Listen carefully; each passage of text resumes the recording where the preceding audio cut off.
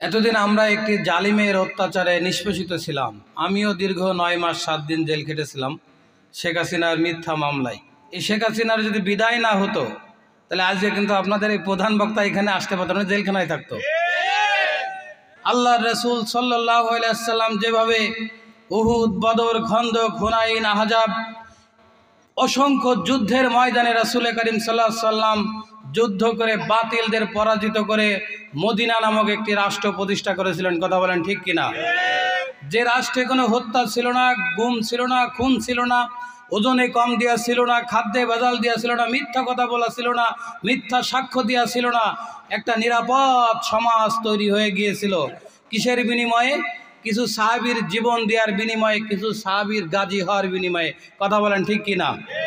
আজকে এই বাংলাদেশ নামক 56,000 ভূখণ্ডকে যদি আমরা রক্ষা করতে চাই, নিরাপদ একটা রাষ্ট্রে পরিণত করতে চাই, আমার আপনার মতো অসংখ্য ভাই 17 বছর ধরে জীবন দিয়েছে, প্রয়োজনে আরও সামনে জীবন দেওয়া লাগতে পারে। কথা বলেন ঠিক কিনা? এই জন্য আমরা আসুন ঐক্যবদ্ধ হয়ে, আজ যে গোটা পৃথিবীতে মুসলমান জাতি দ্বিতীয় বৃহত্তম জাতি সংখ্যার দিক থেকে, অথচ 1,20,00,000 ইহুদি ফিলিস্তিনকে টোটাল শেষ করে দিয়েছে। এবার গোটা পৃথিবীতে তাদের আক্রমণ আছে না নাই?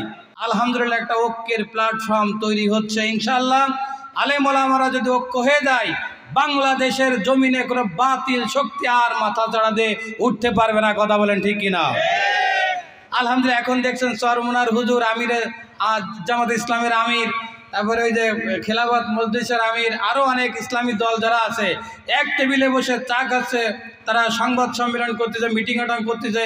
আমাদের ভিতরে কোনো দ্বন্দ্ব, কারণ আমরা পড়েছি লা ইলাহা মুহাম্মাদুর, এর ভিতরে কোনো দ্বন্দ্ব ফারাক আন আকিমুদ্দিন ওয়ালা তাতাফাররাকু ফীহি। সূরা সূরা 13 নম্বর আয়াত আল্লাহ বলছেন, তোমরা সবাই ঐক্যবদ্ধ হয়ে আমার জমিনে আমার দ্বীনকে প্রতিষ্ঠা করো। খবরদার, আল্লাহর জমিনে আল্লাহর দ্বীন প্রতিষ্ঠা করা লাগবে, এই ব্যাপারে ফারাক সৃষ্টি করো না। যারা তাকওয়াবান, সৎ নেতৃত্ব, আল্লাহওয়ালা, আল্লাহর আইনা সৎ লোকের শাসন কায়েম হবে, প্রতিষ্ঠা হবে, এবং এই দেশ থেকে আসিয়ার মতো ছোট শিশু আর ধর্ষণ হবে না, লক্ষ্মীপুরের লাখির মতো ছোট শিশু আর ধর্ষণ হবে না, ফেনীর নুসরাতের মতো একজন মেধাবী ছাত্রীর আগুনে পুড়ে মরা লাগবে না। এরকমের একটি ভূখণ্ড আমরা চাই কি চাই না? সম্মানিত ভাইয়েরা, এইটা যদি আমরা চাই, ঐক্যবদ্ধ হয়ে ওলামার ভিতরে, মুসলমানদের ভিতরে, আলেম ওলামার ভিতরে, কোরআনের হাফেজদের ভিতরে আর কোনো দ্বন্দ্ব চলবে না। আমরা কালেমা পড়েছি, এক কালেমা, একই কেবলা, এক আল্লাহ, এক রাসূল, একই মসজিদ। সুতরাং আমাদের ভিতরে আর কোনো দ্বন্দ্ব থাকবে।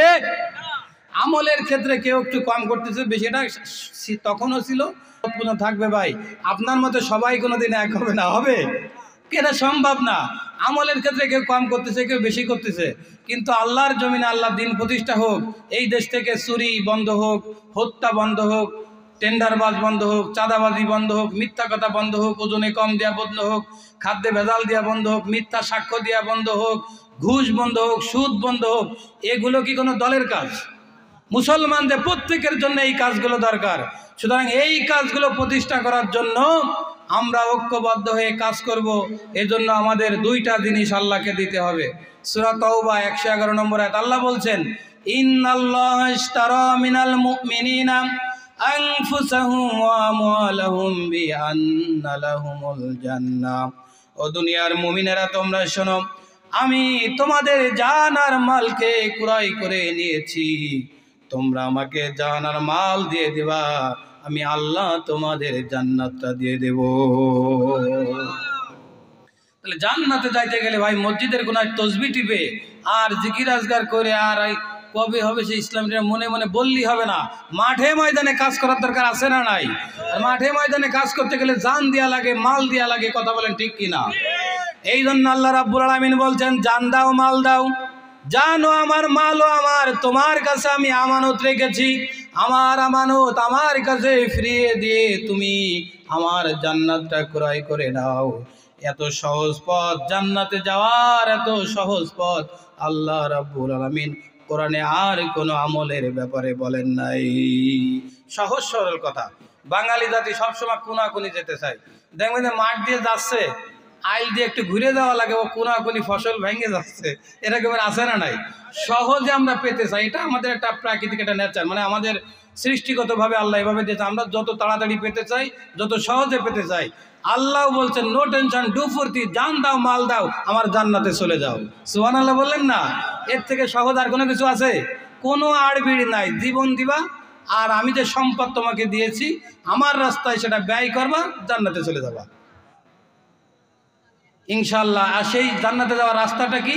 এই আয়াতেরই পরের অংশ, ইউকাতিলুনা ফি সাবিলিল্লাহ, আল্লাহর দ্বীনের পথে লড়তে হবে, সংগ্রাম করতে হবে, জিহাদ করতে হবে, ময়দানে নামে কাজ করতে হবে, তাহলে আমি তোমাদেরকে পুরস্কারটা দেব। ফায়াকতুলুনা ওয়া ইউকতালুন, আর যখন তোমরা ময়দানে নামে কাজ করবা, কেউ মরবা আর কেউ মারবা। সুবহানাল্লাহ বললেন না?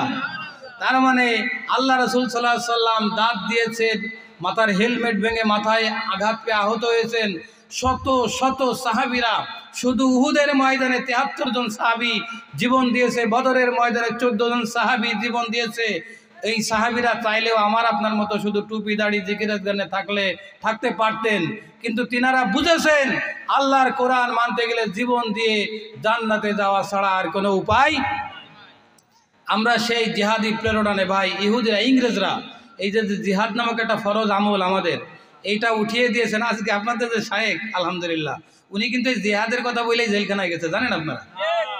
ওই যারা আপনারা এই যে যুবকরা ইউটিউবে চালান তারা জানেন, উনি এই জিহাদের ওয়াজ করতে যায়ই কিন্তু ঢাকায় একটা মসজিদে উনি খুতবা দিত, খুতবায় জিহাদ সম্পর্কে আলোচনা করত।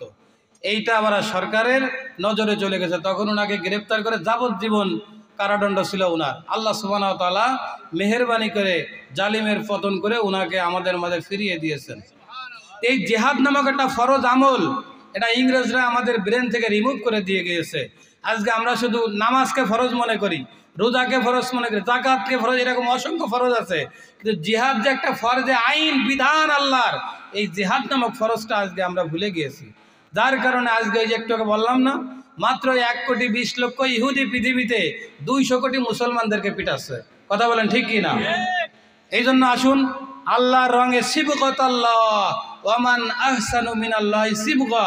সূরা বাকারা ১৩৮ নম্বর আয়াত আল্লাহ বলছেন তোমরা আমার রঙে রঙিন হয়ে যাও, কারণ আমার থেকে ভালো রং আর কারো।